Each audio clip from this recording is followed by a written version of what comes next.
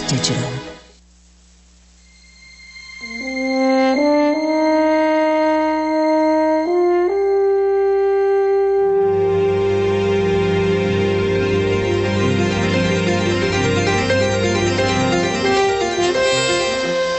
Partial funding for this program is provided by the Stratford Foundation.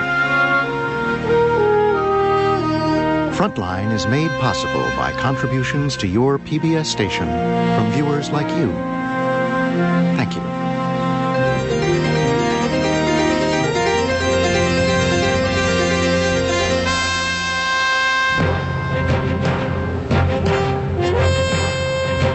The deal was struck 60 years ago. America struck a pact with Saudi Arabia. You gave us oil, and we will give you protection. Every president since has reaffirmed the arrangement. Over the years, both sides have benefited. Billions of petrodollars were recycled to buy expensive American military hardware.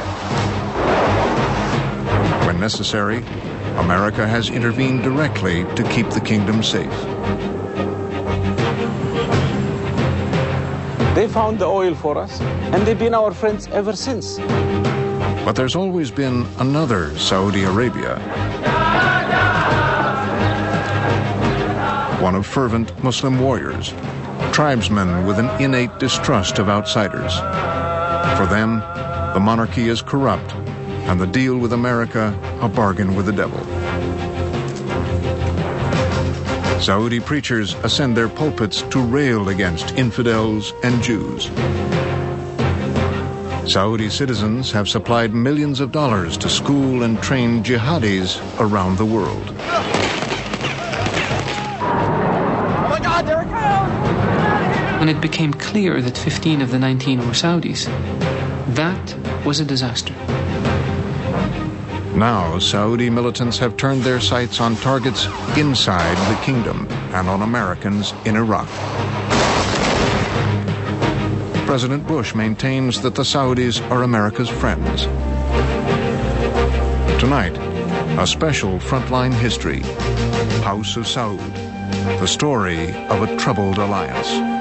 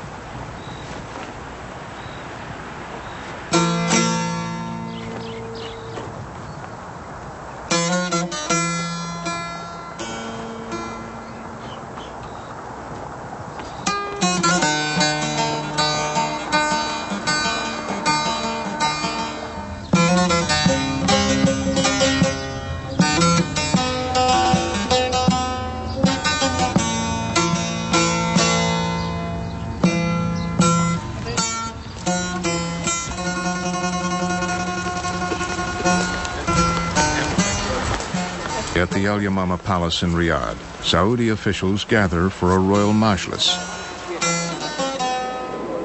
It's largely ceremonial, but speaks volumes about how this country is governed.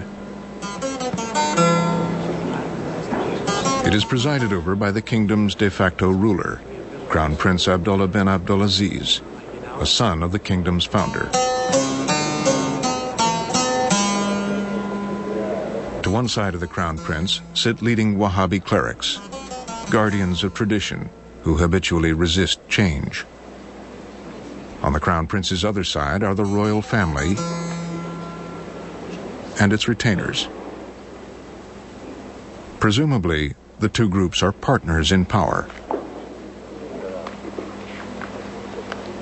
As male subjects come forward asking for favors, a new well for a village or money for a daughter's wedding, they are participating in the modern incarnation of an ancient tribal custom. They are also here to enhance the royal family's image, to present the ruler to outsiders like us as benevolent and wise. This is government by patronage. There is no Bill of Rights here. Whatever the prince says or does, the tribal chiefs express gratitude and pledge loyalty. باسمي والنيابة عن قبيلتي لسموكم بجزيل الشكر لإتاحة الفرصة لنا اليوم للتأكيد لسموكم ولحكومتنا الرشيدة أننا صف واحدا في وجه أهل الباطل والتشكيك والأهواء. Afterwards, they all gather to pray.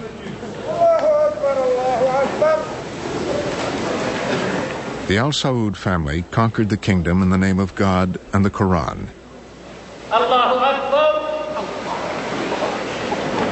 Do you expect this to ever become a representative democracy? I believe that Saudi Arabia, in a sense, is a democracy as it is. Resistance to change is a matter of survival here.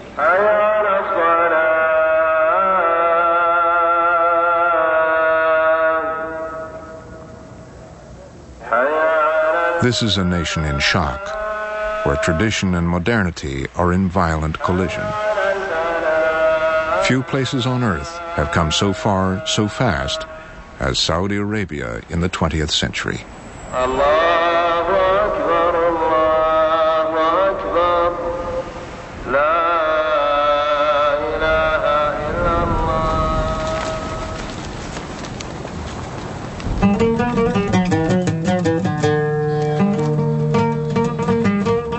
Years ago, the Arabian Peninsula was a place of warring tribes.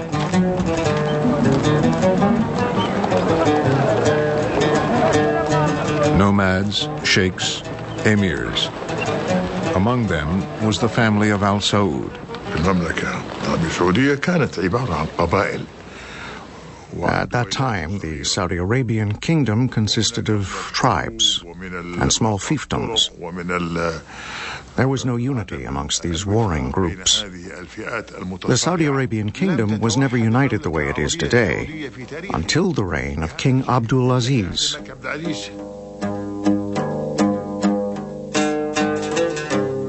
In 1902, with just 60 men at his side, Abdul Aziz ibn Saud rode out to begin his quest for a kingdom.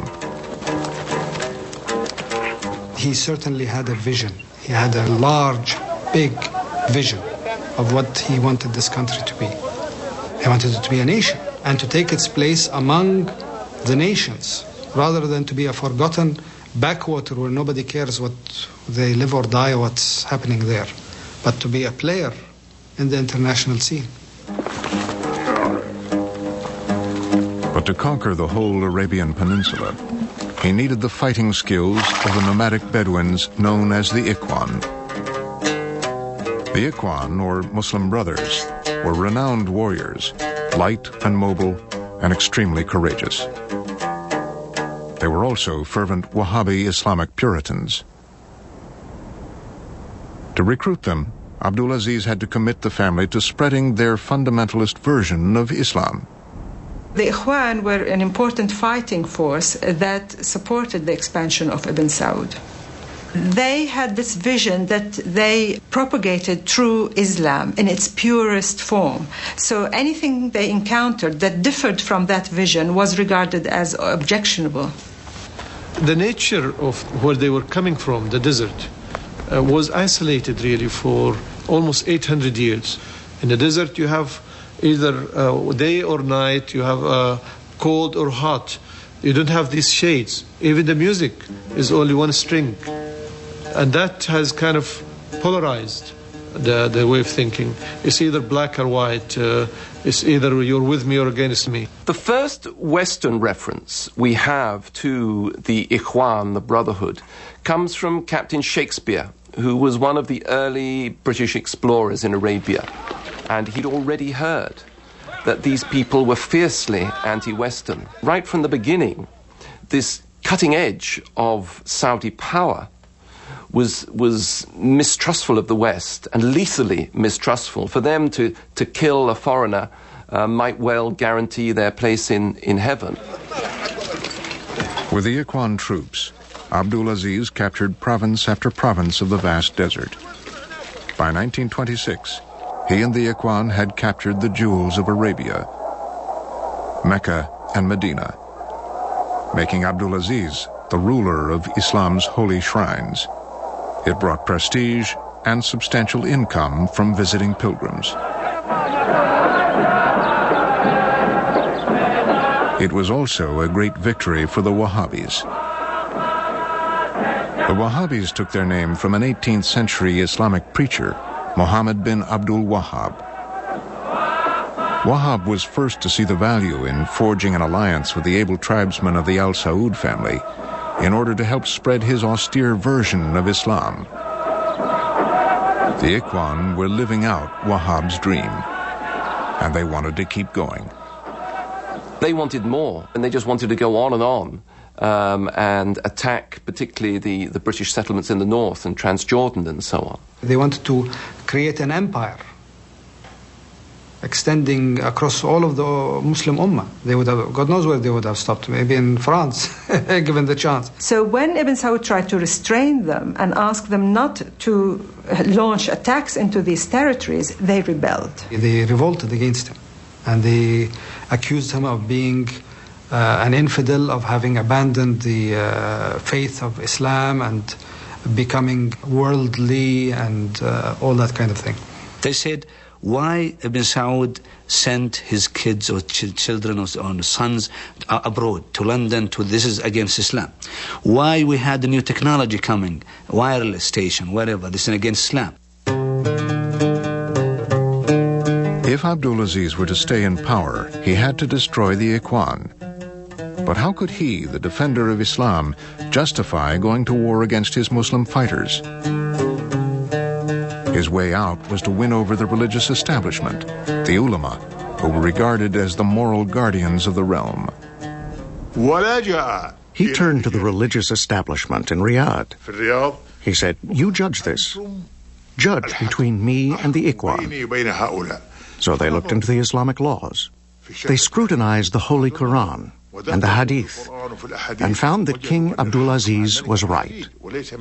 So they gave the famous fatwa, which said that the Ikhwan were wrong. They had no right under Islamic law to rebel against the ruler. So from that moment, they actually changed their role, the ulama, and they became almost like a force to be used to sanction politics. And that was the crucial moment in 1927. With the ulama's consent, Abdulaziz crushed the Ikhwan. The path was now clear.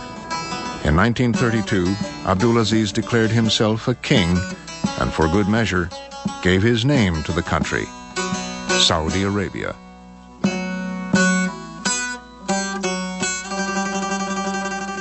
To unite the kingdom, King Abdulaziz married a daughter of every tribal chief in his realm and produced 45 legitimate sons. Every Saudi king since has been a son of Abdulaziz. How many daughters he produced is unknown. They are not counted.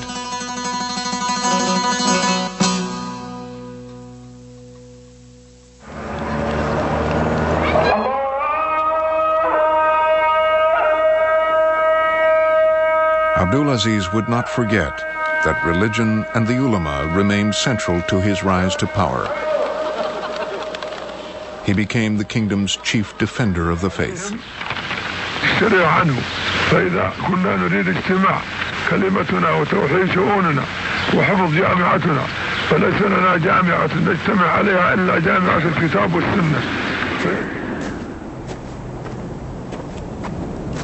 But Saudi Arabia would have remained an insignificant backwater in world affairs if it were not for the discovery of oil. King Abdulaziz was aware that neighboring states like Iraq and Bahrain had great natural resources, but most experts did not believe that the fields extended to Saudi Arabia. Then, in 1931, they were surprised. There was an American philanthropist called Mr. Crane. Mr. Crane actually came to Saudi Arabia, and he saw King Abdulaziz. And King Abdulaziz was complaining about the lack of availability of water in the country. Mr. Crane sponsored a geological survey. He wasn't looking for oil.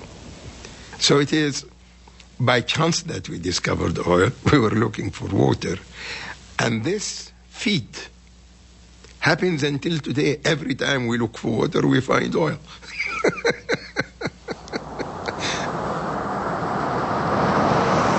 But the only way to get it out of the ground was to invite foreign companies into the kingdom. And Abdulaziz feared that inviting foreigners, or infidels, would be resisted by the religious establishment. He invited them anyway.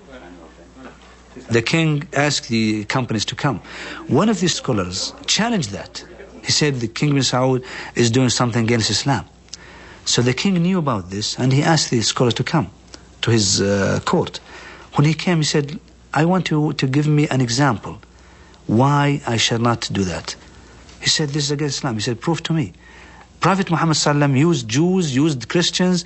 He did not say, these are not Muslim, I cannot be in touch with them, I cannot utilize them. Didn't the Prophet use them? The scholar said, yes. He said, I'm doing that the same. In 1933, the first foreign oil prospectors started arriving in the kingdom. King Abdulaziz did not care who got the concession, as long as they paid the money up front. The British showed interest, but it was the Americans who paid $170,000 in gold for a concession that would turn out to contain the biggest oil fields on Earth. The first number of holes was dry, and the question was, why should we continue with this? They had been ordered to stop, and they'd failed to read their mail or whatever, and so they did strike the oil, and that well is today operating. The Arabian American Oil Company, or Aramco, was created to prospect for oil and market it. America's 4 largest oil corporations became the sole shareholders. When King Abdulaziz went to open the first oil field, and he smelled the sulfur, and he was repugnantly surprised by the smell, and they told him, but Your Majesty, this is what oil, the sulfur of oil smells like. So, let me smell more of it. The king still had little idea what riches Saudi oil would soon bring. But by 1945, the U.S. urgently needed oil facilities to help supply its forces fighting around the globe. For President Franklin Roosevelt, oil was an American national security priority. From Yalta, FDR sent a message to the Saudi monarch. The contacts were made, but the decision was kept secret until after he left. The Minister of Finance, Abdullah Suleiman, came to the king's wives and said, Abdulaziz sends his greetings. I am at sea, on my way to meet Roosevelt. We'll be back in 2 or 3 days. Any royal trip like this has to be big. And it's not just for a show. No. It's like, unifying all portions of the society with you together. So he had his own advisors. He has some of his own sons, princes. He had some of his tribal chieftains at the time. So it's like a small state moving outside its own state to meet Roosevelt, and it has to be, from all portions of society. It was a very interesting meeting. Here's Roosevelt in his wheelchair, and as you know, he's not a big man, and he's in a wheelchair, and he's on the deck of the Quincy. And King Abdulaziz, who's about 6'3" and 6'4", big, stricken with trachoma, not seeing too good, but walking with a cane. And these two hit it off right away. King Abdulaziz started kidding Roosevelt about, you're lucky you're in that wheelchair. You can wheel yourself anywhere. And Roosevelt said to him, if you like this wheelchair so good, I have an extra one here, I'll give it to you. After exchanging gifts, they got down to business. America needed to lease an airport and Navy refueling station for its war against Japan. But it was the security of the Saudi kingdom that was at the forefront of King Abdulaziz's concerns. He requested U.S. military assistance and training, and they agreed to construct the Dahran military base. In return, the king guaranteed that the U.S. would always have secure access to Saudi oil. America struck a pact with Saudi Arabia. You give us oil at cheap prices, and we will give you protection. This protection eventually evolved into an American hegemony over the entire Gulf region, and the deal extended to the Gulf region, that this was an American area of influence, and in return for this, it shall be protected from all enemies. And then there was the issue of Palestine. Roosevelt said to him, "Your Majesty, you know, I'd like to get your opinion on a problem that I'm facing back home." He said, "You know, a lot of my constituents are pressuring me to recognize the Jewish homeland in Palestine." And he said, "I'd like to get your thoughts on this." And King Abdulaziz said, "Mr. President, what Hitler did to the Jews was a terrible thing. It really was the worst thing that man could do to man. But," he said, "I don't understand why you're talking about taking land away from us, the Arabs, and giving it to the Jews. We didn't do anything to the Jews. If you want to do something for the Jews, why don't you give them the best part of Germany?" When he heard the position of King Abdulaziz about this issue, he said, "I could promise you one thing. The promise that I could make is that I will not do or make any decision if I don't consult with your side and with the Jewish side. Both sides has to be consulted in order to reach one decision." Later, FDR sent the king a letter confirming their understanding. In it, he further stated, "I will take no action which might prove hostile to the Arab people." Roosevelt died a week after sending the letter. By the time World War II ended, Harry Truman was President of the United States. The unconditional surrender of Japan. 2 years later, the UN met to vote on the partition of Palestine into Jewish and Arab states. Prince Faisal, the king's second son, arrived in New York confident the U.S. would vote against partition.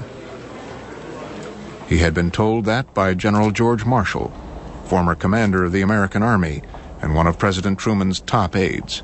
Faisal felt that Marshall had given him an assurance at the United Nations that we would not vote for it, that we would take some other action, and that Marshall had promised him that, and that we had failed to do so. The United Kingdom, abstain. Saudi Arabia, no.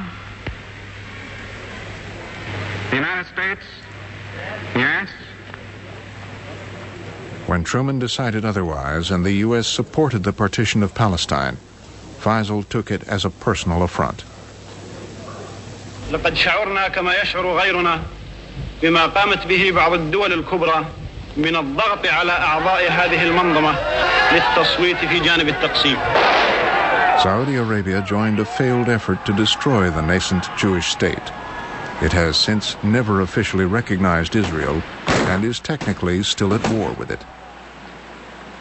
But the king still knew he needed American protection. The king made his views very clear, including his sense of disappointment. But his main concern at that time was encirclement. He felt that with the Hashemites in Iraq and in Jordan, that he was encircled. So the sense that there were hostile elements around the country, coveting its riches and counting upon its internal weakness, its limited ability to defend itself, hence it needed an outside protector.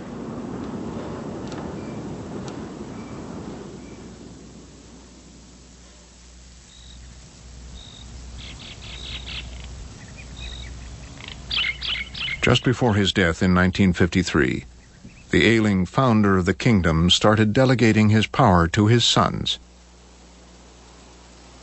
His eldest, Prince Saud, who had accompanied him in battles, was designated the next king. His second, Prince Faisal, was to mind foreign affairs. He prepared for his succession with the help of Prince Saud and Prince Faisal, the eldest. He told them, "Your unity will continue my reign and preserve the family and the unity and prosperity of the country. Avoid differences. Beware if you separate." When King Abdulaziz died, people were afraid. He was the force, he was the symbol. He was almost the bureaucracy himself. Everything has to come through his desk because it was a nation it's a startup, like a corporation today. You find the entrepreneur who starts a corporation, they've got their hands on things. King Abdulaziz was a power, and he was strong, and he brought strength to the room, and you could see what he did, bringing the country together. Saud, on the other hand, people that dealt with him never considered him bright. I don't recall anything substantive that Saud ever said on whatever the issues might be. Very pleasant, very nice, but inconsequential. He loved the desert in the sense that he had these huge tents with every amenity possible. I mean, air conditioning and all the latest food from Paris and States and everything else. He loved the trappings of being king. The palaces and the adulation of the crowds, the foreign dignitaries would come and talk to him, and all of his retainers, of course, acting with due respect. And so, I mean, he loved being king. The only thing is he wasn't king in any substantive way. He was soft. And if you're going to be a ruler in Arabia, you've got to be tough. You've got to be like a hawk. You've got to be like a falcon. That's what gets respect. And at the end of the day, Saud's generosity went so far, but he wasn't tough enough. The king also enjoyed American hospitality. He became a regular visitor to Saudi Arabia's oil-rich eastern province, where the Americans lived very differently than the Saudis.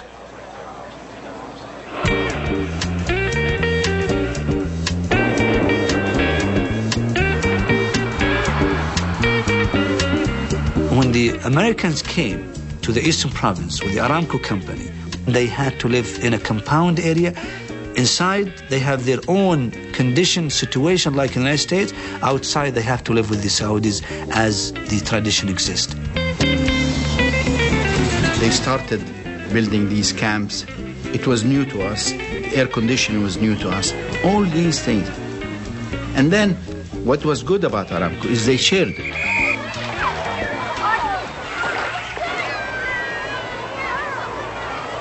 They used to get canned food. We've never seen canned food at the time. And we used to fight over who takes the empty cans, because these are toys for us as kids. So we were always glad to see the Americans come in, and especially the chewing gum. And the chewing gum was a big contributing factor of liking. I remember the first time when we had a refrigerator that was supplied by Aramco to a number of people. My father was one of them. We as kids were sitting there, must be 16 hours, to see how ice is going to be formulated within this refrigerator. Of course, it took 16 hours because every time we opened the refrigerator, it loses its freezing impact. So we were absolutely, it was magic when we saw a cube of ice. We didn't really know the world of technology. We just thought it was different, and it is America.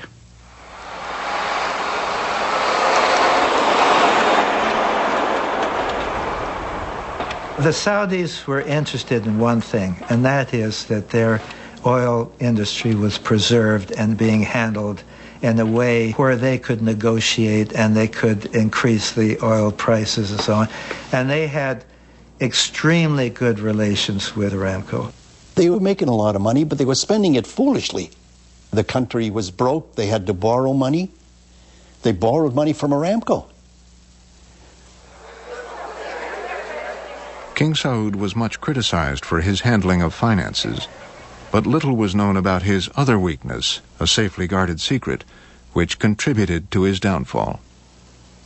We had a vice president for Aramco whose name was Floyd Oliger, and he was with the king one time, and the king was tired, he was sick, and so Oliger said to him, "Your Majesty, why don't you go out into the desert, do a little hunting and relax, and we have a wonderful guest house." So they thought that was a good idea.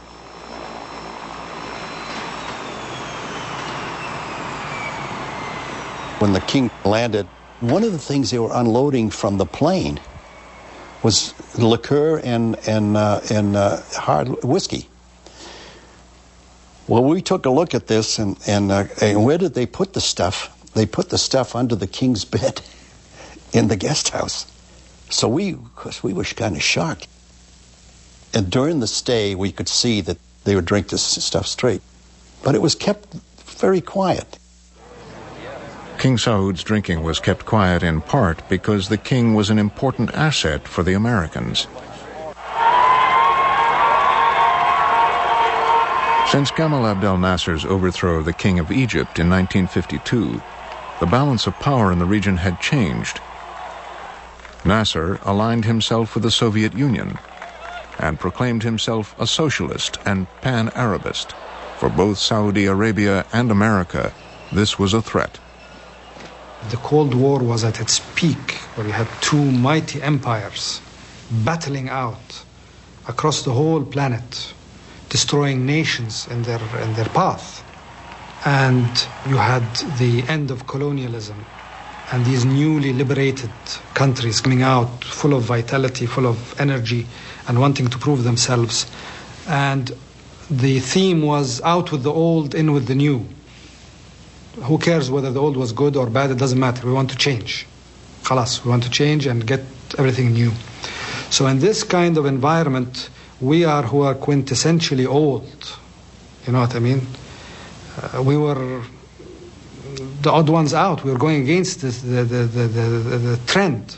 We did not want to be part of that new thinking in terms of socialism, communism. We've already had our ism. We've already had Islam. We were happy, and we united around Islam. And anything that would have come to Saudi Arabia would have unraveled the country. Nasser wanted Saudi oil under his control, saying it belonged to all Arab peoples. The Americans moved to shore up support for King Saud. Saudi Arabia is absolutely a linchpin, a key to our relationship in the whole area. So oil is at the very center of that, and Russian power coming down there and having control of those oil fields would have been a major, major blow to us.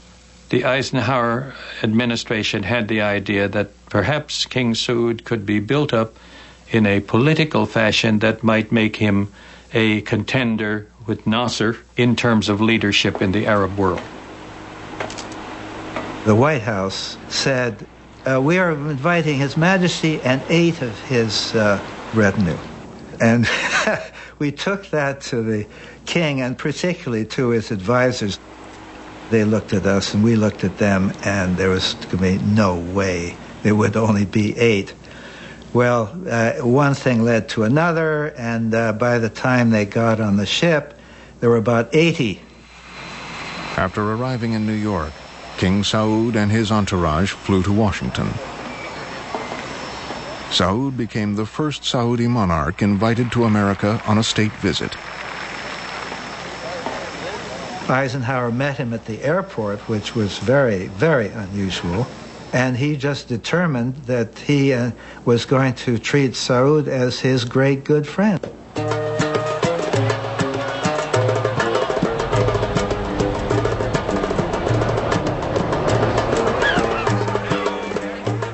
Eisenhower wanted a renewal of the lease on the Dahran Air Base, a useful strategic asset in the Cold War. King Saud wanted the money that the U.S. would pay to extend the lease. My father at the time, was negotiating the agreement. He was very sensitive to not calling it a base. It was a transit place for the Americans to take fueling, period. The exact details of the Dahran Agreement are revealed in this original copy of the accord. This agreement constitutes, until today, the basis of U.S.-Saudi military cooperation. In exchange for our free use of the Dahran airfield, they wanted all kinds of materials. They wanted tanks, for one thing, and they wanted training, and they wanted planes, and they wanted anything we would give them. The agreement was celebrated with great pomp. King Saud was given full honors. The official visit was glittering and fine, but when it was all over, one sort of felt, what is this all about? Because he's clearly not the man for this. Eisenhower's plan to build up Saud as the alternative Arab leader seemed doomed to fail.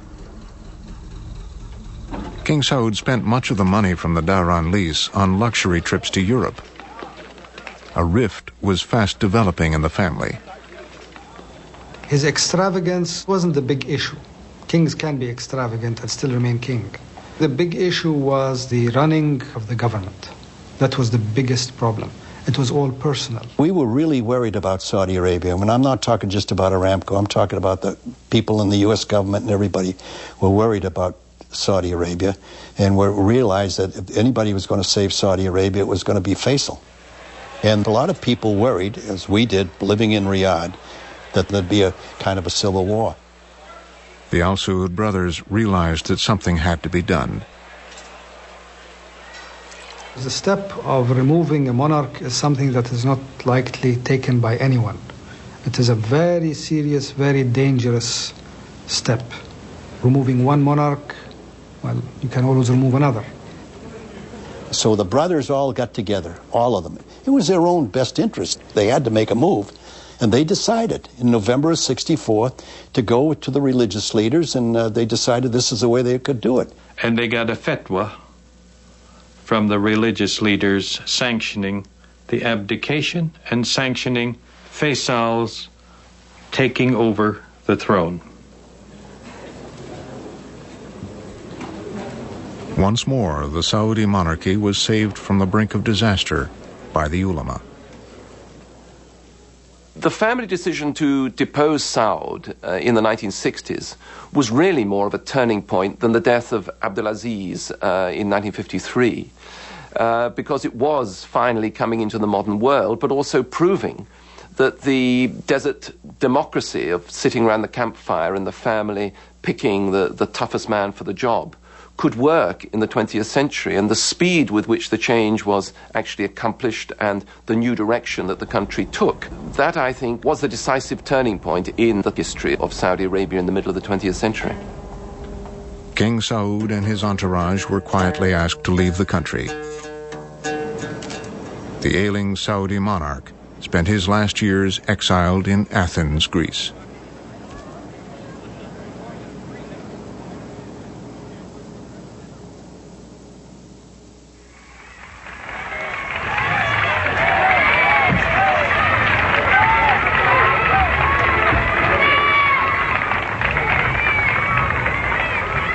It was my first year at Georgetown, 1964. I was called in by the dean of the university, who, when I went in the office, I thought I had done something wrong or something. And he said, well, now, Turkey, your situation has changed, and are you thinking that perhaps we could provide you with some bodyguards? In those days, there was no internet, there was no instant news service. I had absolutely no idea that on that day, Monday, that my father had become king.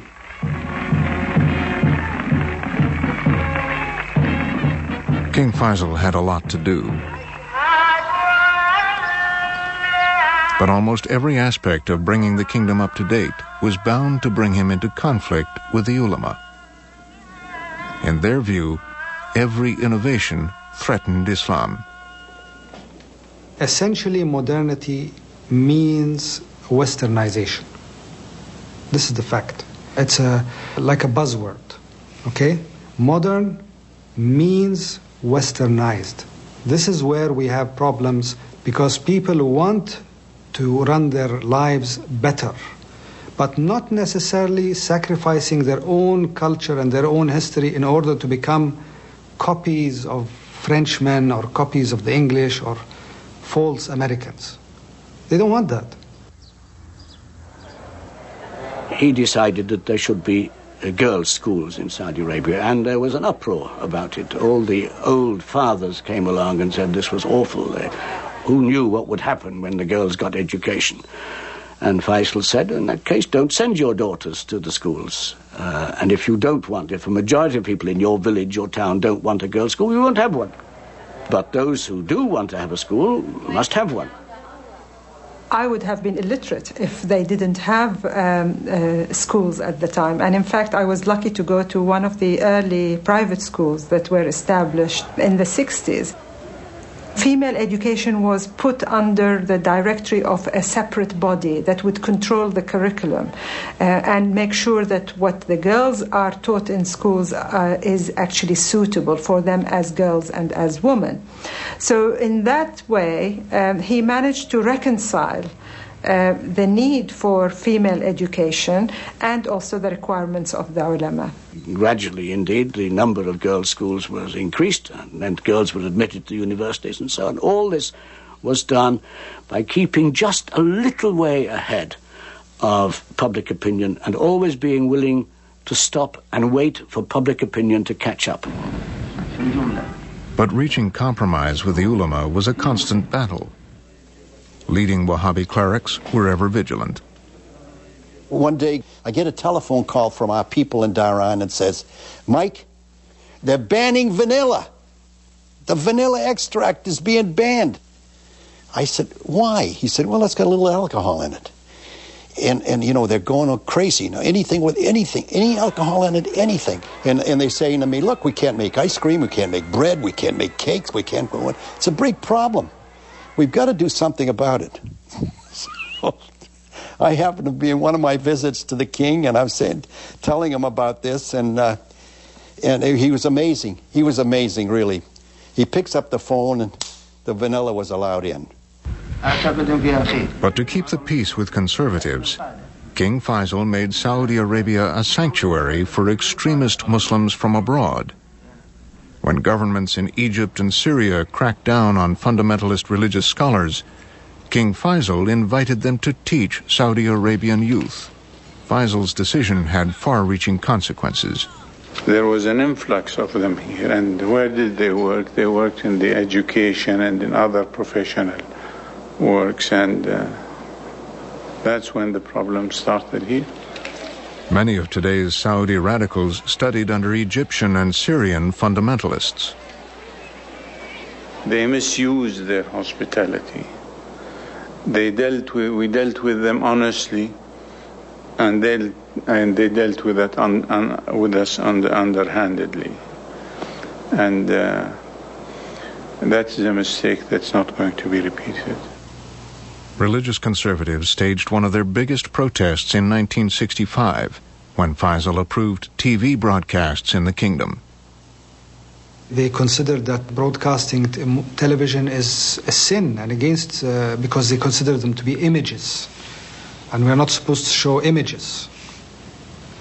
And they considered that this was rank heresy, and that the government had become in league with the devil. So what he did is he had somebody recite the Quran and broadcast that and told people, you see this? It's like a sword. You can use a sword for good, or you can use a sword to assassinate. So it's a tool, really. It's like the internet today. The same debate goes on. A nephew of the king sided with religious conservatives. It would eventually have drastic personal consequences. One of Faisal's brother's sons staged a demonstration, Prince Khalid ibn Saud, in 1965. And this demonstration was objecting to the introduction of television on the basis that it was un-Islamic. A group of people got together, not numbering more than 100. They headed towards the television tower in Riyadh and tried to break in to bring down the television tower. They fired at the guards fired back, and the prince was killed. The father then went to Faisal and said, "You've got to punish the soldier who killed my son." And Faisal said, "No, I'm sorry your son was killed, but he was breaking the law. He fired on the police, they fired back at him, and the policeman is guiltless. I am responsible."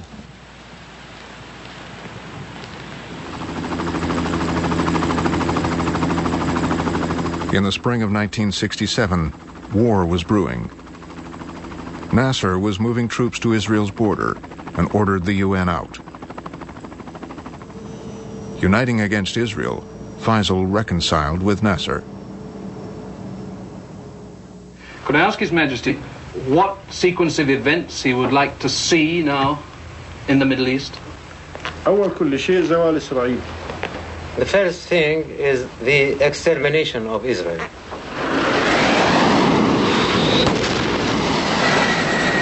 Fearing an attack was imminent, Israel launched a massive preemptive war. In just 6 days, the bulk of Arab armies were destroyed. It was a devastating effect that the defeat in 1967 had on all of us. For King Faisal to see that the rest of Palestine, including the jewel of Jerusalem, had been taken over by the Israelis, he felt a personal loss and a personal affront. After 1967 and the fall of Jerusalem to the Israelis, that was a turning point in his life. He never smiled again.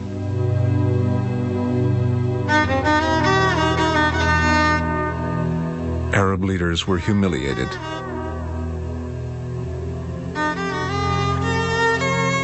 Nasser had falsely accused the U.S. of helping the Israelis. On Aramco's compounds, hundreds of Saudis rioted against America. I got orders almost immediately from Washington to move out the American community. And I went to see Faisal right away. Faisal said it's very important that we retain close diplomatic relations and that the American community remain. And his concern then was that the United States press Israel, do something to press Israel to get out of the West Bank, Gaza and Sinai and East Jerusalem, which we promised to do. Being friends with the U.S. was difficult. It was difficult because of this Palestinian problem. But so after 1967, it got real tough. So the Arab League got together and said to the Saudis, you people are nothing but a bunch of American stooges. You don't even control your own oil. The Arab League pressured Faisal to use oil as a weapon. Between 1960 and 1970, this is a period of 10 years. The price of oil in the market did not go up 1 cent, not 1 single cent. The value of an equivalent barrel of Pepsi Cola was more expensive than an oil barrel at the time. By the 1970s, Saudi Arabia had become increasingly aware of the strategic importance of its natural resource. It started to negotiate for the ownership of Aramco. At the same time, the Arab-Israeli conflict was brewing without resolution. The tension in the Middle East was brewing indeed. However, I don't think that we fully recognized how much it was brewing. We tended to downplay the statements that came out of the Middle East, and most notably the letter that was received from King Faisal. And that letter said, you must do something about the Palestinian problem or there will be a deterioration. And we tended to think that that was just some more hot air on the part of the king. In October 1973, another Arab-Israeli war broke out. Despite the tension, the Arab attack on Israel was a total surprise. In the first day, the Egyptian and Syrian armies had gained considerable ground. The Israelis pressed us with regard to the running down of their supplies. And the administration did not wish to be seen to be responsible for the collapse of Israel. The Arab states, Syria and Egypt, were armed with Soviet weapons. The president took the view that we do not want to see a triumph of Soviet weaponry over American weaponry, and ultimately we began to ship supplies to Israel. In the midst of the war, the U.S. began airlifting supplies to Israel. Under pressure from the Arab League, King Faisal acted. I got the phone call the morning after the airlift, and asked to come to Riyadh to see the king as soon as I could, which meant now. And the king was furious about this. He saw no way to do anything but to boycott. I said to him, I just really don't see how you're going to do it. And the king just simply said, you are going to do it. Faisal ordered Aramco to stop pumping. Oil became scarce. Prices quadrupled, and the shock sent world economies reeling. President Nixon sent his Secretary of State Kissinger on an urgent mission to Saudi Arabia. Some people thought because of my Jewish background that would be a handicap in conducting Middle East diplomacy. Kissinger raised with me the question whether the fact that he was Jewish might affect Faisal. And I had to tell him that it might.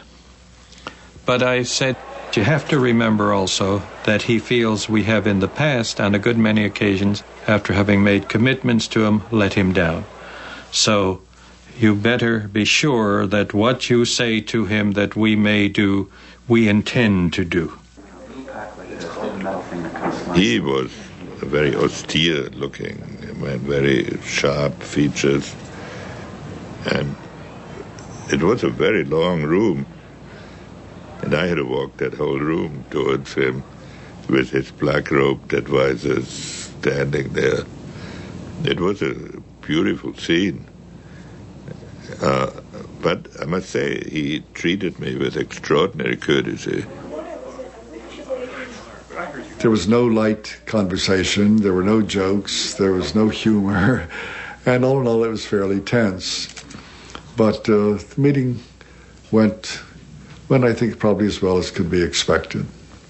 Both of them saw that the other wasn't wearing horns. President Nixon was eager for me to raise the embargo. King Faisal really wanted to talk more about the peace process in the Middle East. He made it pretty clear that he couldn't lift the embargo until there was some progress towards peace. Kissinger began working on a peace plan, but progress was slow. The oil embargo remained. The Pentagon started to consider military options. Kissinger gave an interview in which he said the United States cannot stand having its oil supplies disrupted. This will hurt the entire economy. And if it should become necessary, the United States would be prepared to invade, to intervene in Saudi Arabia to take over the oil fields. Kissinger's statement was taken as a verbal warning, but a recently declassified secret British intelligence memorandum reveals that 5 months into the embargo, the military option was a reality.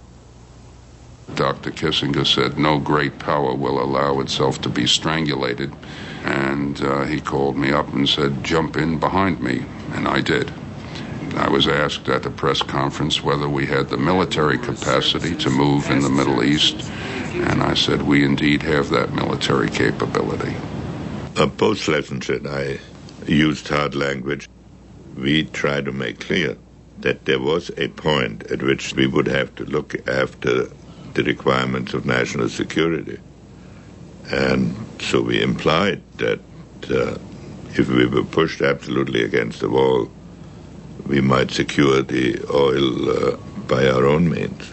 Oh yes, we were quite capable, and we were thinking about a possible move into the Persian Gulf on a contingency basis. But if we were ordered to move, we would have moved. King Faisal answered back that, we come from the desert, we have been living on camel milk and dates, and we can easily go back and live in the desert again. He was not impressed. We did not get a telegram from King Faisal congratulating us on those statements.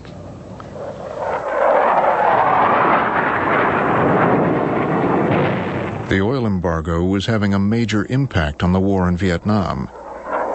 Fuel supplies were running dangerously low. Behind the scenes, a solution was concocted.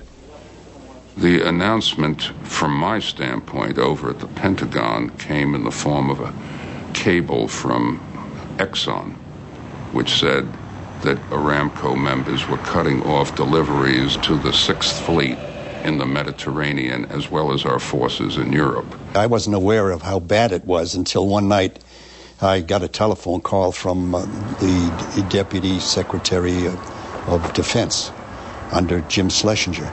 And he said, "Mike, we have a problem. We need to talk to you." I met with Secretary Schlesinger and Bill Clements. And that's when they told me that they were fighting communists and this boycott was killing them. It was just impossible for us to keep our Navy and our kids in Vietnam supplied. And I talked with our top people, Jungers, and I remember the two of us went out to see the king. And the king came in and was obviously irritated. He's picking hairs out of his bisht. That was a good sign that he was irritated. Well, we gave it to him exactly the way that Bill Clements and Jim Schlesinger had told us, that we were fighting communism. We knew how he felt about them, and that we needed his help. Okay, he said, well, God help you. You probably ought to do it, but don't get caught. Everyone knew that this was something extraordinary. And for years it was a secret. By 1974, the boycott was over. But continued higher oil prices gave Faisal great wealth and status throughout the Arab world. Then in March 1975, his past caught up with him. My father was receiving the then Minister of Petroleum of Kuwait. He was followed into the room by a nephew of the king. The king's nephew, Prince Faisal bin Musaad, came to take his revenge. It was his brother who had been killed by police during the 1965 TV tower demonstration. Remember on the TV thing? And this guy was a little nuts anyway, of booze and all kinds of stuff. And there's the guards and everybody, they don't know the kid. They think he's part of the entourage from Kuwait. When the minister bowed to say hello to the king, he took out a pistol and shot the king over the shoulder of the minister.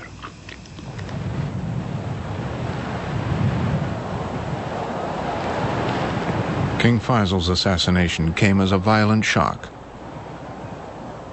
especially that the assassin was a family member. But the succession had already been decided.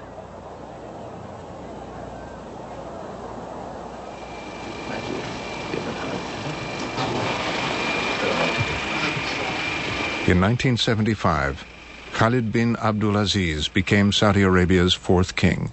King Khalid was a delightful man. He was not so keenly interested in politics as King Faisal was and as King Fahd was later on. He liked to talk about the desert, he liked to talk about hawking. When I took visitors to see him, he wanted to talk about his hawks. One didn't discuss politics with King Khalid on the whole. He would say, see my brother Fahd about that. Saudi Arabia was enjoying an embarrassment of riches.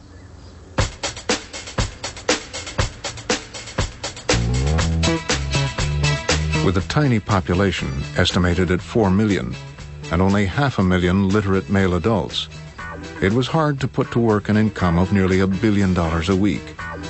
It was a lot of cash. Saudi Arabia embarked on a rapid course of buying and building. Foreign contractors rushed in. Saudi Arabia was the only country that was booming. There wasn't any work for Western contractors anywhere else in the world. So everybody was converging on Saudi Arabia. Everybody was desperate for a piece of the action. You would go away for a summer holiday, and you'd come back and you get lost. You wouldn't recognize the city you had left just a couple of months before. So things that would normally have taken 20 years to do were done in a few months. And it made people a little bit crazy. A little bit crazy. We were building 2 schools every 3 days. We had to build 7 universities.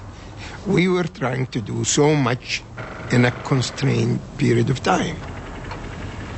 So the debate was, do we import foreign labor, or do we wait until we train our labor and then carry the projects ourselves?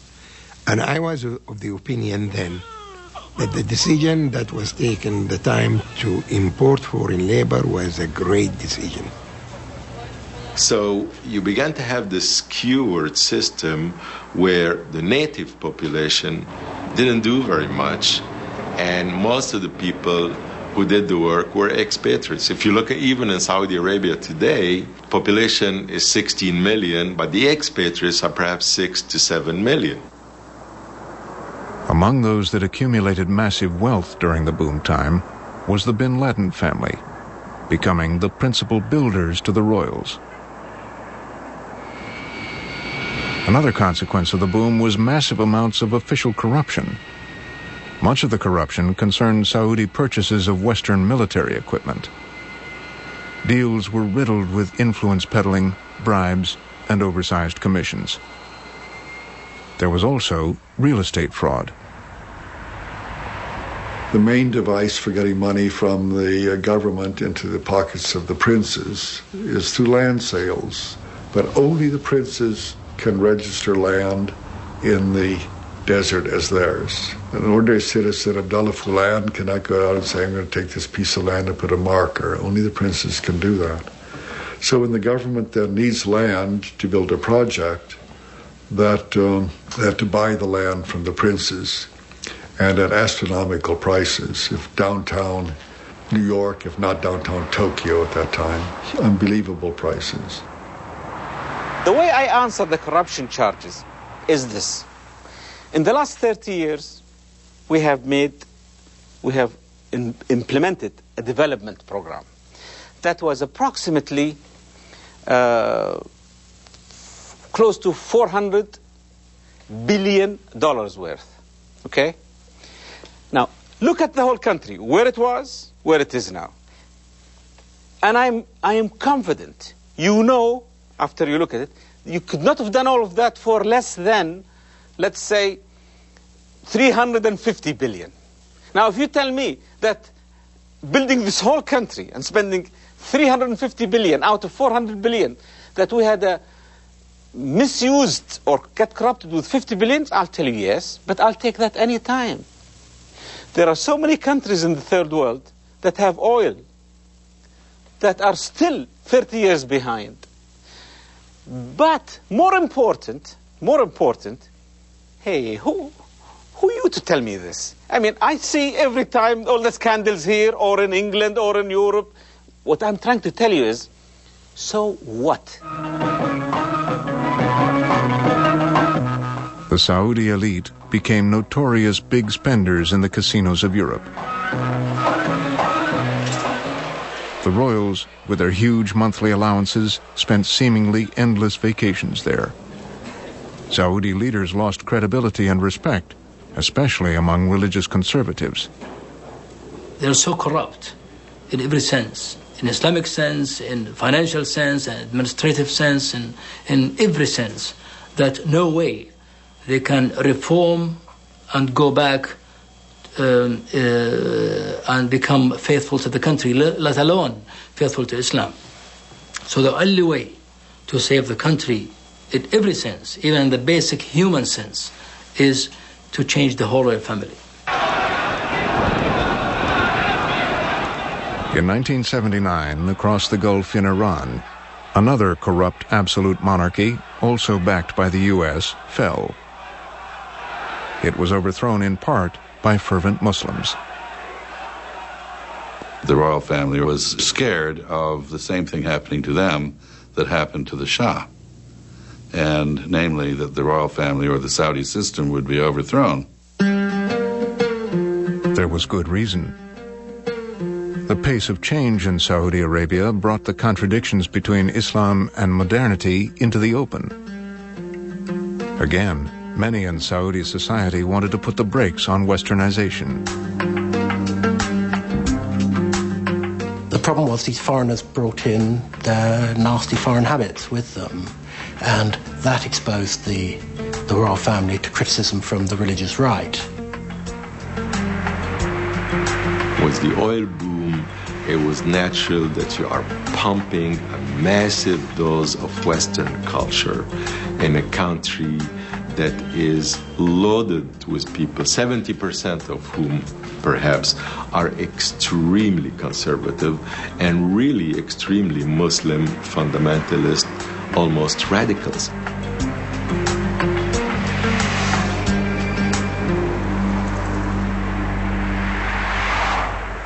One of the warning signals where the society is saying, look, enough, this is changing too fast for me, I can't keep up, slow down, was in 1979 with the hijacking of the mosque in Mecca. I think this was a symptom of this trauma. You just can't drag people into the 21st century by the scruff of the neck. You can't do that. On November 20th, 1979, several hundred Islamic radicals took over the holiest of the Islamic holy places, the mosque at Mecca.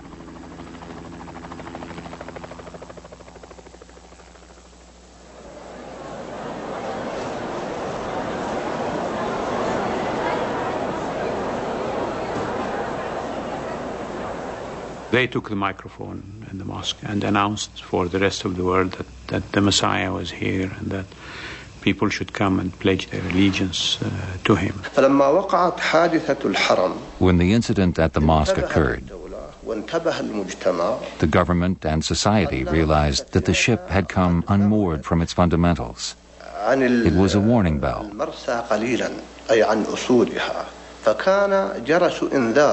Society was awakened, came back to God, and heeded the causes that might lead to a greater catastrophe. I remember asking my Saudi friends, well, what do these people want? And they say, well, they want to basically go back. They want to go back in time to a purer world, to an Islam that wasn't threatened by the West, and where the words of the Prophet, as they believe it today, ruled.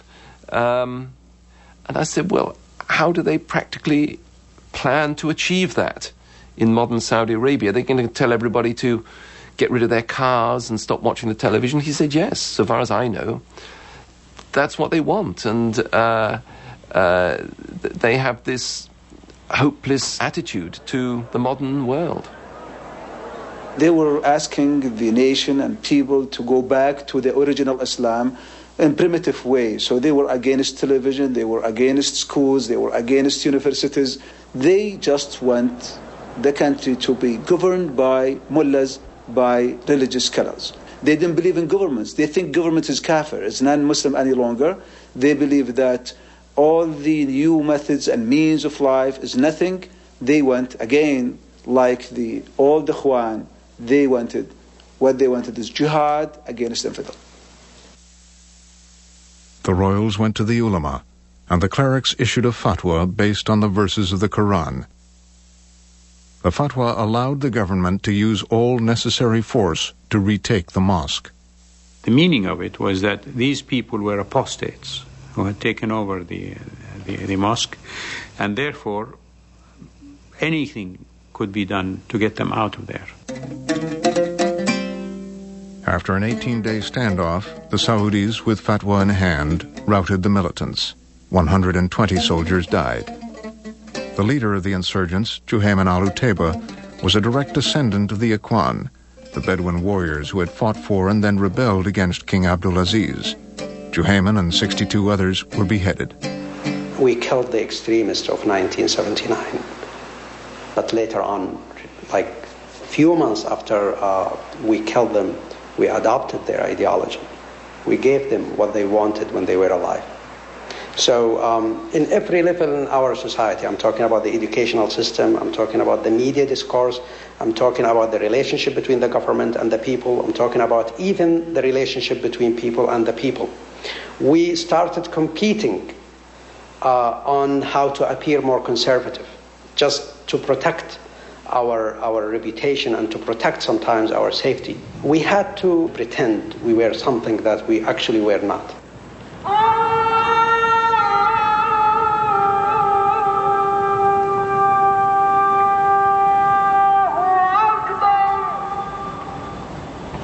As the Saudi royal family moved to increase its religious standing, millions of dollars were diverted to religious education under the ulama. They taught Wahhabism as the only true form of Islam, and holy war against infidels as the obligation of every believer. New theological schools and universities were built to produce more clerics to help spread the word. Saudi charities raised millions more for the cause. We don't have taxes in the kingdom. People don't pay taxes. However, we have a religious tax that's dictated by our religion, that is compulsory but not enforceable. Why? Because it's left to one's faith and belief and so on. And it is supposed to go to the poor.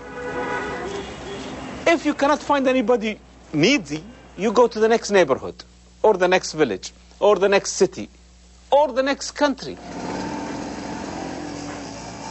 Well, in Saudi Arabia, God blessed us with a lot of wealth.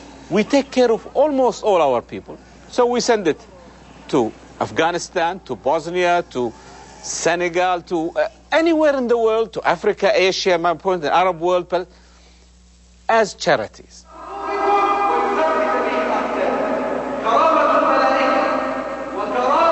They were able to open up mosques in London, in Africa, in the United States, in Southeast Asia. And that was seen as part of their responsibility as wealthy Muslims.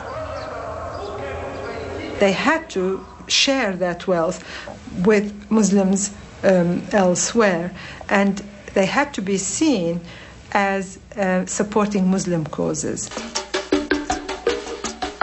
In 1979, the Wahhabis found a rallying cause like no other. The Soviet Union, a godless communist power, had invaded a Muslim nation, Afghanistan. Saudi Arabia and the U.S. made a secret deal to contribute an equal amount to finance the war. Thousands of young Saudis were sent to fight alongside the Mujahideen.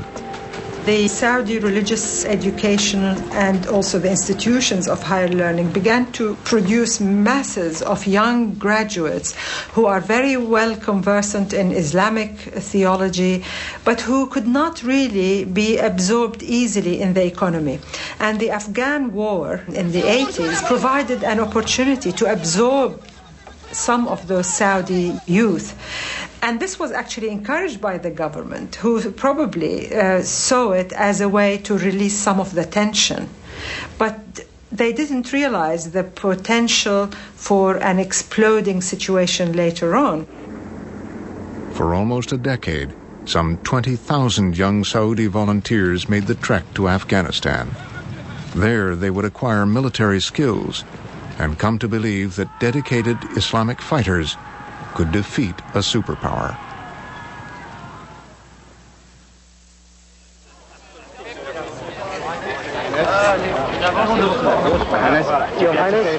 In 1982, Crown Prince Fahd became king after his brother Khalid died of a heart attack. The Iran-Iraq War was raging on his doorstep. Fahd befriended Saddam Hussein, a fellow Sunni, and gave him money and weapons to battle Shia Iran. 8 years later, the Saudis were not prepared for a sudden betrayal. I'm sitting at home relaxing when the phone rings, and my mother is calling. She was in Paris. Her voice is very disturbed. How are you? I'm fine. How are things with you? Fine. What is happening with you? Nothing. What's happening? What's going on? Didn't you hear? No. What happened? Iraq has just invaded Kuwait. It was like a bomb had been dropped on me. I had no idea. Because at the time, we didn't have satellite television, and there was a total blackout to the news. Where if you turned on the television, nothing. The Saudis had not decided whether to announce it to their own population or not. Of course, everybody knew it. So it was so strange, so weird, and it was such an insight into the kind of paralysis, incomprehension that the regime found itself in the middle of. In some ways, King Fahd, although a shrewd and to some degrees quite ruthless man, had many of the faults of his brother Saud. An eagerness to please everybody, a belief that everything could be sorted out with the money, which was pretty plentiful, that all would be for the best. And the bankruptcy of that, I think, was exposed to start with by the First Gulf War and Saudi Arabia's inability, after spending all this money, actually to cope with this threat themselves, this military threat from Iraq. How could you justify spending so much money on an army that can't be used for any real combat situation? And this brought to the forefront this problem with the corruption, the commissions, the military contracts, and the inability of a sovereign state to defend itself in case of outside aggression.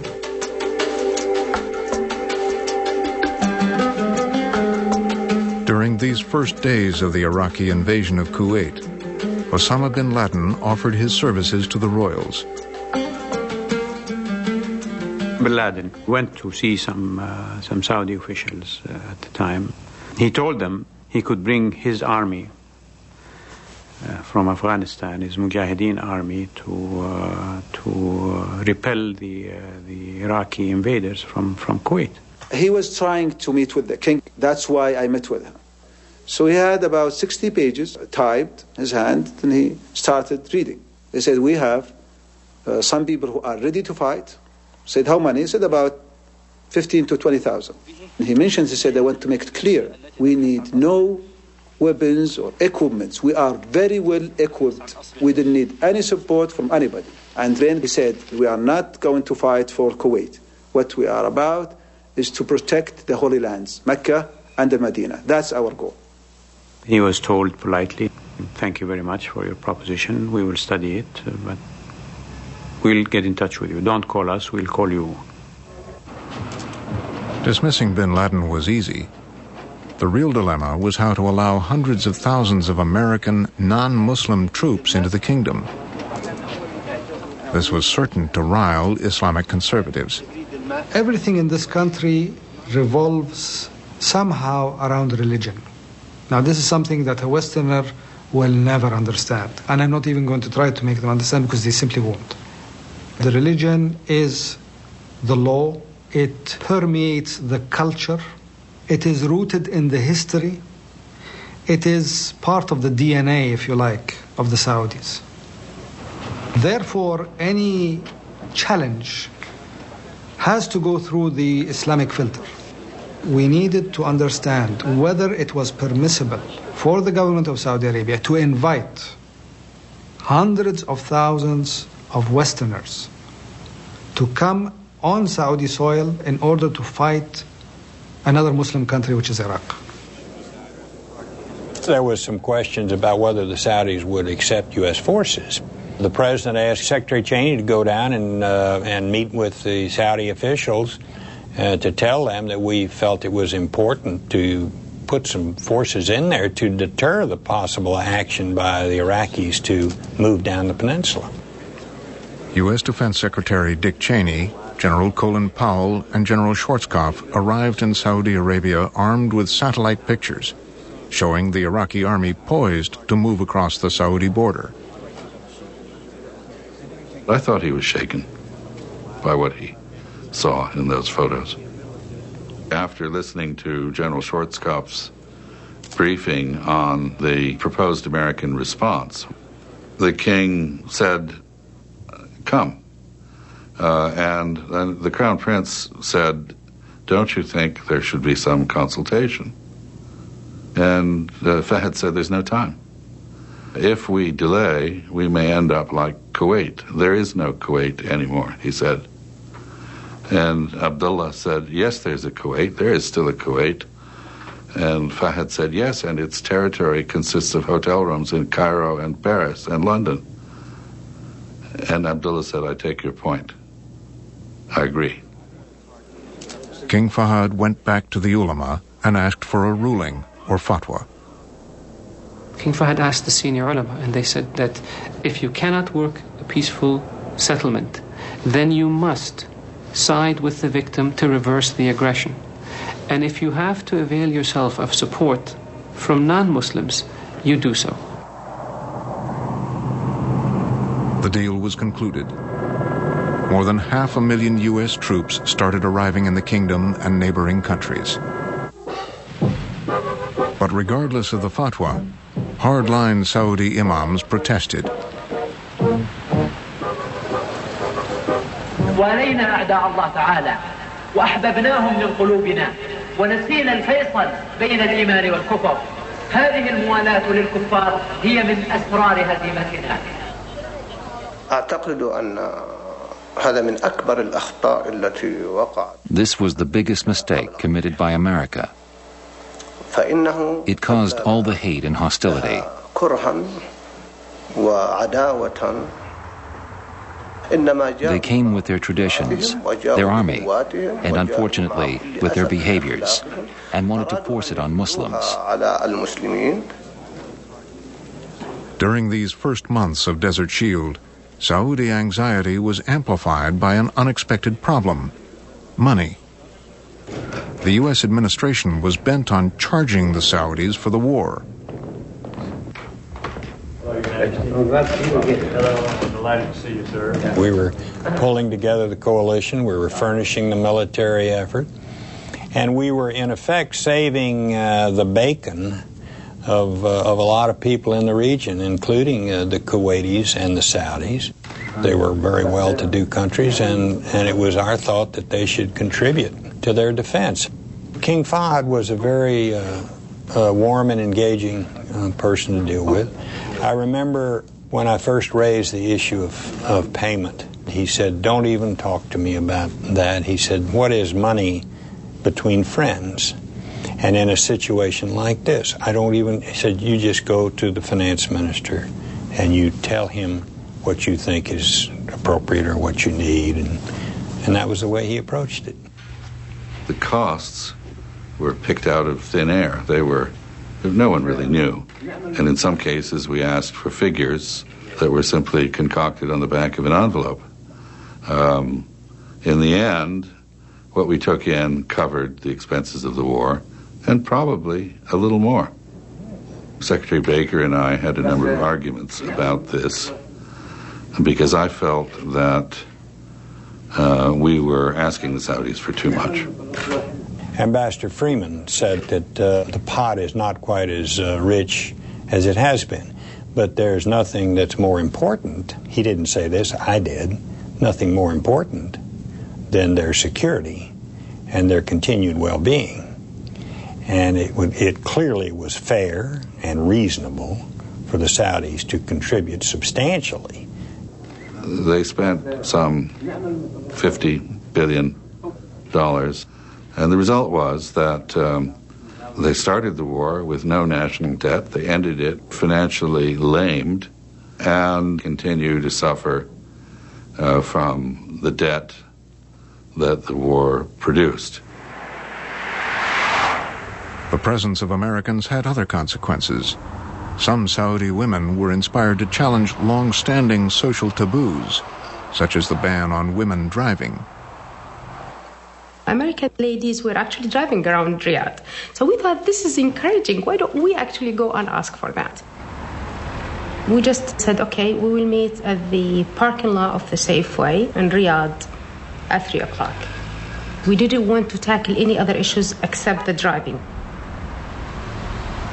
Suddenly, all these cars started arriving. There was about 24 cars, and all these very elegant, albeit covered Saudi women coming out of their cars to take the driver's seat. Was the Pakistani, the Indonesian drivers just sitting on the sidewalk in front of the supermarket. We were 6 doctors from the university who have PhDs. Also, we were teachers from in public schools. Some of the ladies who were shopping in the Safeway, they saw all these ladies actually getting into the car, and they asked, what are you doing? And we said, we're going for a demonstration. They said, we'll just participate. That's wonderful. So they just get their drivers and get to the car with their things, and they drove with us. I mean, I remember one guy, he said, a Saudi guy, he said, good for you. He was really happy. Now, within 10 minutes, these religious police, who are the guys with the beard and the short dresses, started swooping in on the demonstration. Mutawas, of course, in our, mind, are very scary. I have to tell you that. I mean, I remember that guy, he was really very fat. And he came and he asked me, you stop your car. And I said, okay.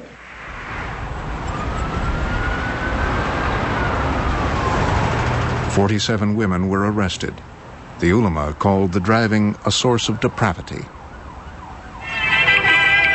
Good evening. The news from Channel 2 Saudi Arabian television.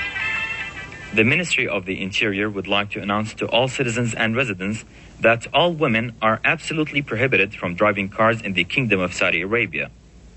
It added any woman who violates this regulation will be penalized. In every city within the kingdom, in all the mosques, millions of papers were distributed with our names and telephone numbers, and that we are Westerners and we are against the will of the societies and we have to be, prosecuted or whatever. The notice called upon clerics to punish the women as they saw fit.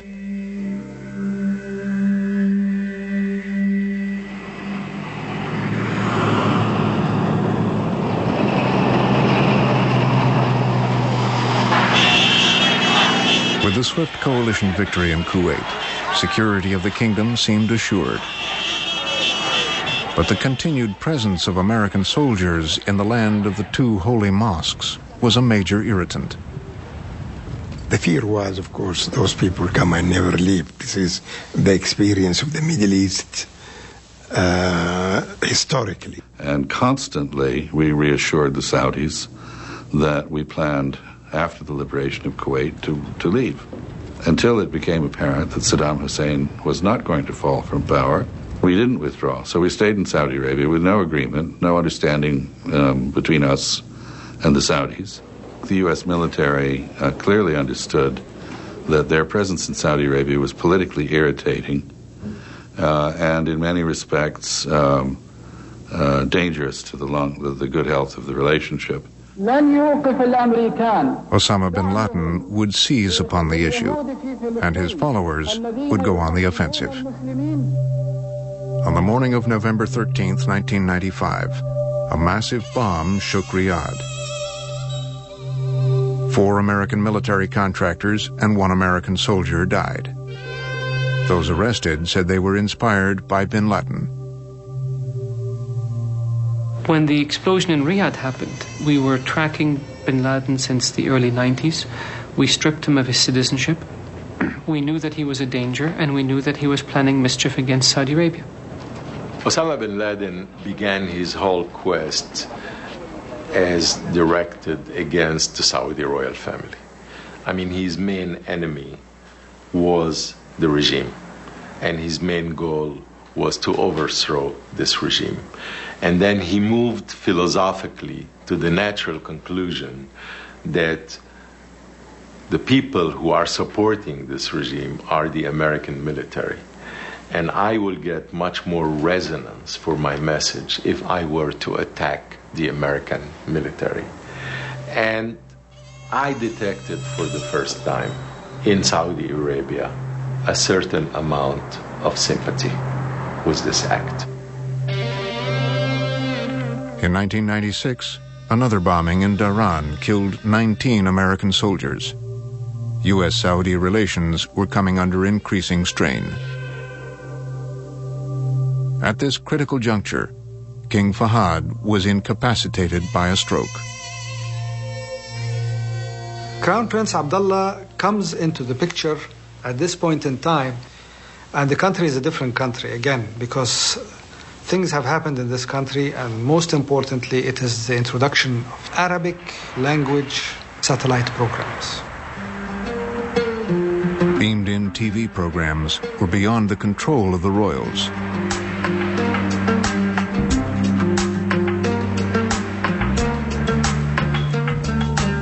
For the first time, Saudi citizens began to see for themselves what others saw as the shortcomings of their country. The people were exposed to reports about lack of civil rights and political freedoms, and royal corruption. There is no more control of the news. This is a new paradigm. And the Crown Prince himself is part of that. The Crown Prince spends his time watching Al Jazeera. And while CNN would be showing the American audience an American reporter riding in an Israeli tank, Al Jazeera would be showing an Arab audience, Palestinian kids being chased or beaten up by Israeli soldier. And this phenomenon cannot be divorced from the way the Saudi leadership is now reacting to the United States. Gruesome images of the Arab-Israeli conflict became part of Saudi's daily viewing. Throughout the 90s, U.S. efforts to forge a lasting peace foundered. The Saudis remained on the sidelines while continuing to support Arafat and militant groups like Hamas. But when they sensed President Bush might abandon the peace process, they took a more active role. As soon as the Bush administration came into office, we had discussions with them about the American policy in the region. We were urging the United States to get engaged in the peace process. And when there was an escalation of violence and the president was asked about Sharon's actions, his response was perceived in the region as a signal to Sharon that he could do whatever he wanted. The Israelis will not negotiate under terrorist threat. Simple as that. And if the Palestinians are interested in a dialogue, then I strongly urge Mr. Arafat to put 100% effort into solving the terrorist activity, into stopping the terrorist activity. And I believe he can do a better job of doing that. And at that point, the Crown Prince sent a very powerful message to the President. It is obvious that you have decided to support Sharon irrespective of what the consequences are to American policy or to your interests or to the interests of your friends. You're a sovereign country, you can do whatever you want. We are now in a position where we have to take actions that serve our interests without any regard to how they may affect your interests. And the letter to President Bush merely is a reflection of his character, of his willingness to challenge the United States. We can't take this anymore. We've had it up to here. Either you be more fair, more equitable in your dealings with the Arab world, or we will simply find a different arrangement than the one we are having with the United States. We can no longer have the same kind of relationship that we have had for the last 60 years. And within 24 hours, we had a response from the President to the Crown Prince, in which the President laid out his vision for Middle East, 2 states, shared Jerusalem, just settlement of refugee issue, in very clear terms. And he said that we can only do that if we can stop the violence. Crown Prince responded to the president and said this is a positive step and you need to articulate this publicly. And the president agreed to do so 2 or 3 days before September 11. Oh my God, there it goes!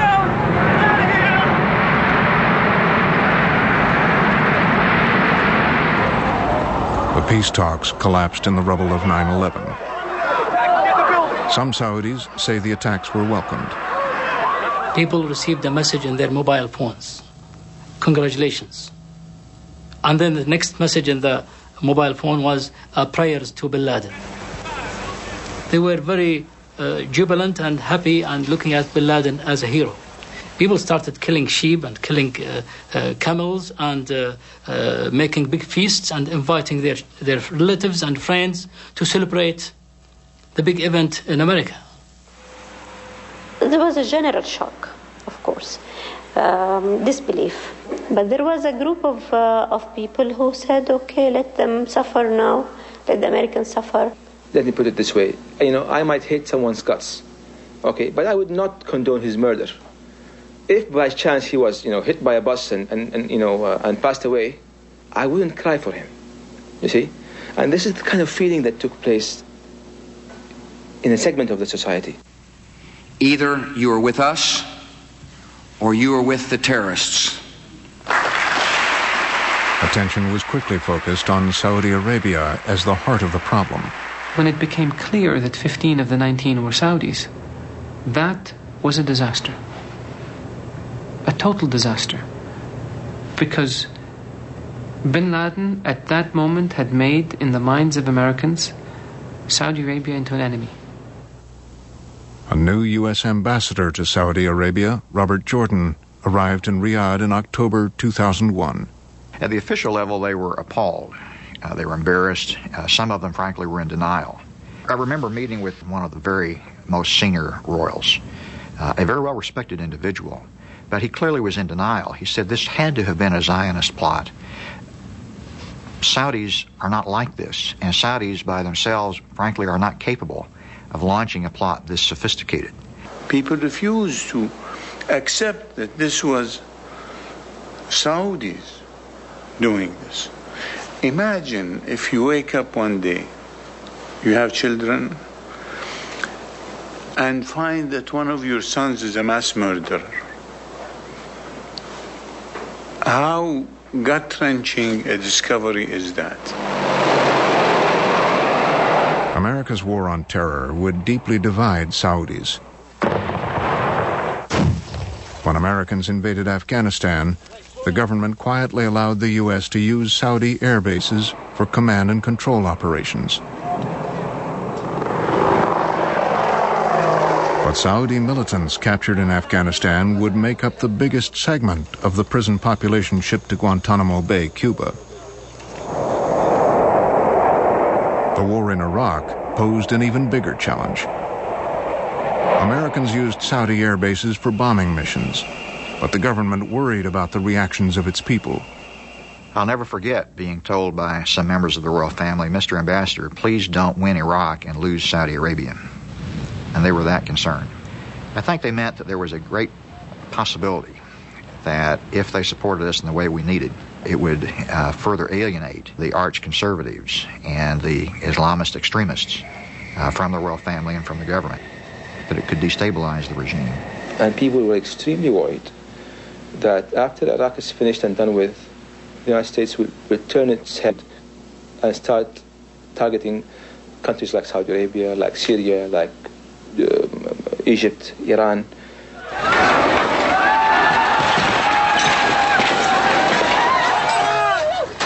Baghdad fell in a matter of weeks.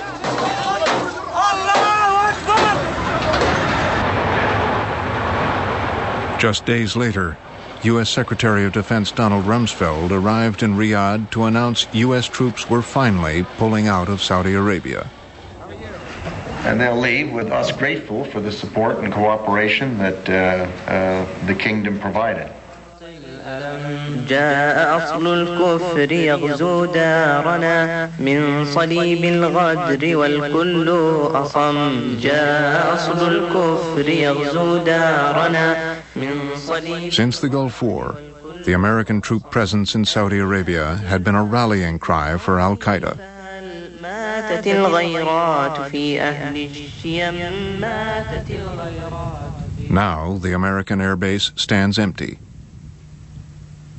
But it didn't seem to matter to bin Laden.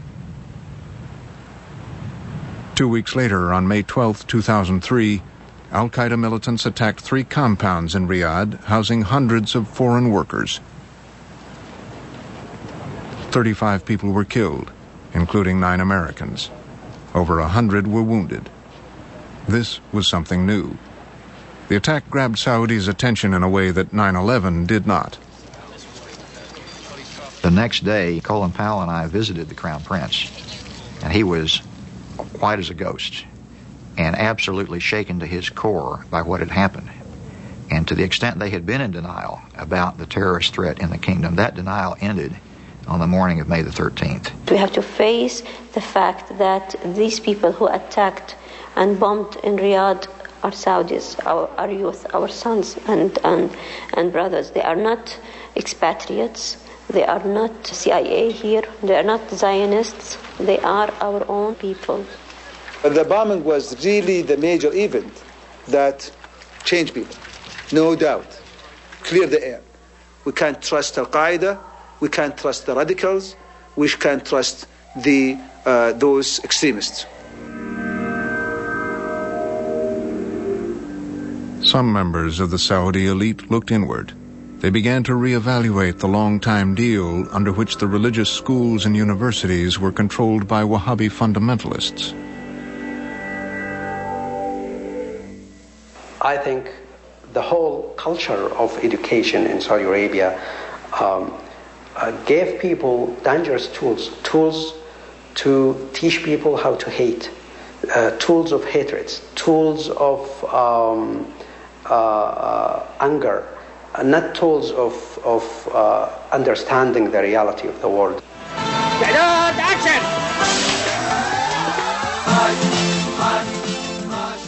In an unprecedented act of self-examination, Tash Matash, Saudi Arabia's most popular TV comedy show, was allowed to air a bold sketch about extremist teachers instructing students how to hate non-Wahhabis. فإن الله أباح دمه وماله وعرضه لأهل التوحيد وجعلهم عبيد له. يجب علينا أن ننظر في نفوسنا كفرهم وبغضهم لأن هؤلاء كفروا. A moderate teacher decides to complain to the authorities at the Ministry of Education. السلام عليكم. الحقيقة أنا جاي أقدم تقرير عن أفكار بعض المدرسين في مدارسنا. When he gets there, he finds the teachers he's come to complain about in charge.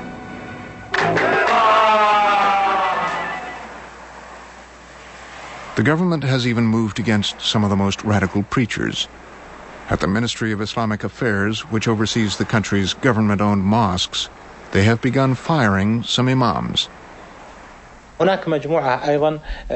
There was a small group of imams that went too far, and they would not compromise. And that's why they've been dismissed from their duties.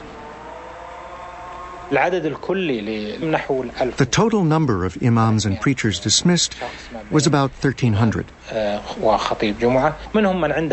Some hold extremist ideas against others, against the interests of the country and of Islamic work.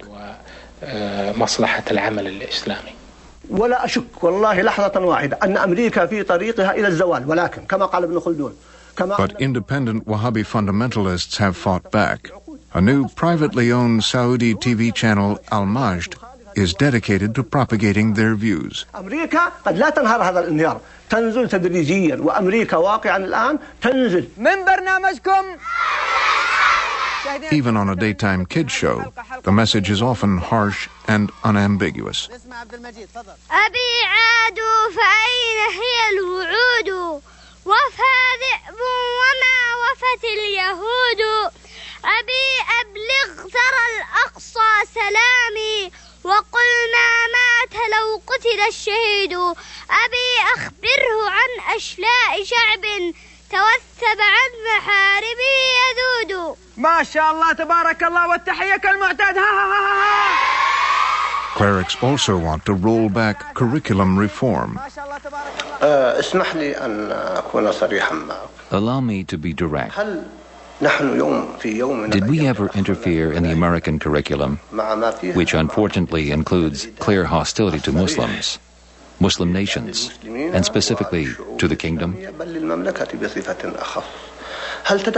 Did we ever interfere in their social affairs, even though American social affairs have major flaws and need to be corrected? We opposed the change in the curriculum because America was interfering in our religion, in our faith, and in our unique character. America is aiming to make Muslims fall in love with and embrace American culture. American culture, conservative clerics believe, continues to raise expectations for women. This book, called Defending Virtue, was written by a cleric on the Council of the Ulama. Man is physically perfect and has natural power, it reads. The female is inferior physically, mentally, and emotionally. This is a book written by one of the greatest scholars. It was written to protect women. We consider the book in general as wonderful and deep. I just couldn't believe that this is something that has been taught at university. I felt it very humiliating. I was angry at the university as well. Yeah, the university, how could they allow such a book, such a way of competition to be run at the university? What type of university is this? And this is the biggest university in the country. Who are these women? What is their educational level? Probably they have been influenced by Western theories or by a culture far removed from Islam. Their judgment does not count. I have this theory that these type of interpretations usually emerge and get fortified in a society where men are very weak, very backward, and don't have any kind of power over anything. I am surprised that the majority of people discussing the issue of women are non-Muslims from the West. This is not an issue here. Not only do women in Muslim countries not complain about their situation, but more importantly, nor do Muslim men who correctly follow Islam. We don't have a problem. I do not know of any religion that has honored women as Islam does. The royal family continues to resist any real efforts at structural change. In early 2004, a prominent group of citizens petitioned the family for constitutional reform. The Minister of the Interior summoned them in. The Ministry of Interior was very upset and said, you should not have meetings and you should not have congregations, and we are not going to, I think, condone the whole concept of reformation the way you think it should be. We are doing it the way we think it should be done, and it's not really reformation as in fixing things. It's reformation as in natural evolution. There's nothing wrong to be fixed. Shortly afterwards, a dozen reformers were arrested. 3 are still in jail today.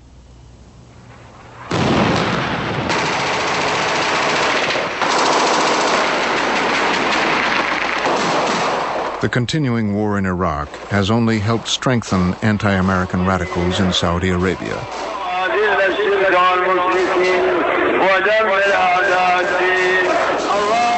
During the holy month of Ramadan, as the U.S. advanced into Fallujah, senior Saudi clerics issued renewed calls for jihad against America.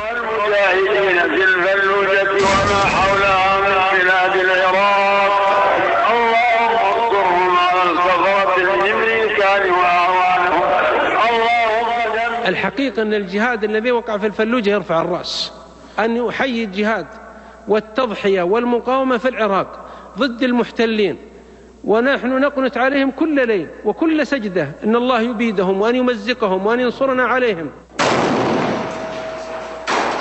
An unknown number of Saudis have traveled to Iraq to join the fight.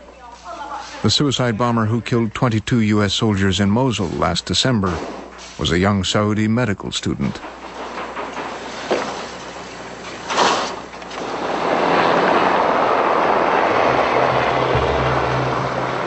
Back inside Saudi Arabia, the chronology of violence is relentless. And for Saudi Arabia, unprecedented. Since the Riyadh bombing in May of 2003, over 100 people have been killed by Al-Qaeda in attacks on compounds and oil companies across the country. Westerners remain the prime target. Most recently, a BBC cameraman was gunned down while filming in a Riyadh street last summer. 2 days later, a U.S. defense contractor was shot to death in his garage. And a week after that, another U.S. defense contractor was killed outside his home in Riyadh. And U.S. engineer Paul Johnson was abducted by terrorists manning a fake security checkpoint. A video of his beheading was put out on the internet. In December, an all-out assault on the U.S. consulate in Jeddah left 5 foreign staff dead. The Saudi Ministry of the Interior in Riyadh was car-bombed 2 weeks later. Today, thousands of Americans are pulling out of the kingdom. British Airways has announced it is suspending all its flights into Saudi Arabia. The royal family is facing the most severe challenge in its history, straining its 60-year-old oil for security deal with America. We have enormous disagreements with them, but we have a fundamental common interest in going forward, even though our cultures are diametrically opposed in many ways to each other. And we're learning more about each other, and in many cases, neither side likes what they see. And so we've got to find ways to work on the common interests and to help the Saudis through a period of coming into the 21st century. And they are dealing with this in fits and starts, and it's not always going to be pretty. One of the challenges for America is we're so unpopular over there right now with the people that the more we publicly praise or encourage what goes on, the more that could be the kiss of death. Ultimately, the Saudis believe an oil-dependent America cannot afford Saudi Arabia's demise. The House of Saud believes it will survive. This government has shown versatility and permanence. We have faced many problems. When oil came in the 50s, they said this country cannot survive because the wealth will change the underpinnings of the government. But it's here. In the 60s, when they were calling Nasser the wave of the future, Nasser went away and the government is still here. After the liberation of Kuwait, saying that hundreds of thousands of American troops existing in Saudi Arabia would surely mean the death knell of the Kingdom of Saudi Arabia. It is still here. They are a successful ruling family. They are very, very good at hanging on to power and should not be underrated in their cleverness, in their ruthlessness, and in their sheer ability to hang on.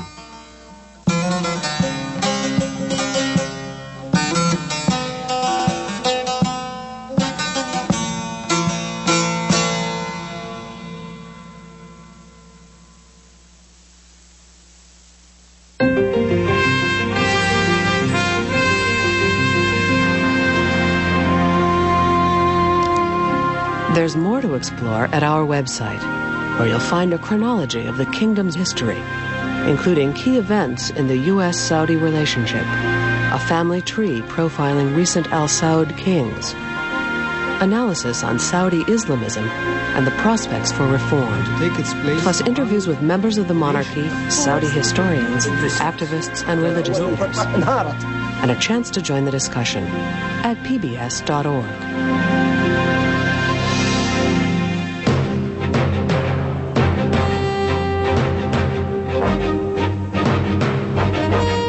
Next time on Frontline. After September 11th, he saw the responsibility and an opportunity. Before the war in Afghanistan. Rumsfeld wanted to build a smaller, nimbler military. Before the war in Iraq. He came in determined to reassert civilian control. There was another war. Winning a war does not mean victory. We won all the battles in Vietnam and we lost the war. Rumsfeld's War. Watch Frontline.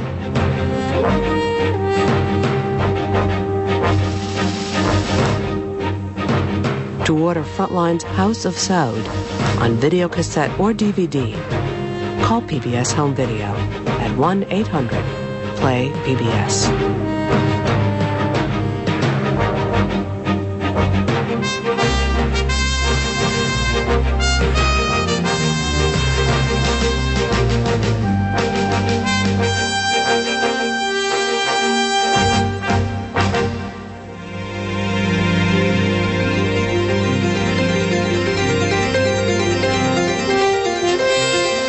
Partial funding for this program is provided by the Stratford Foundation. Frontline is made possible by contributions to your PBS station from viewers like you.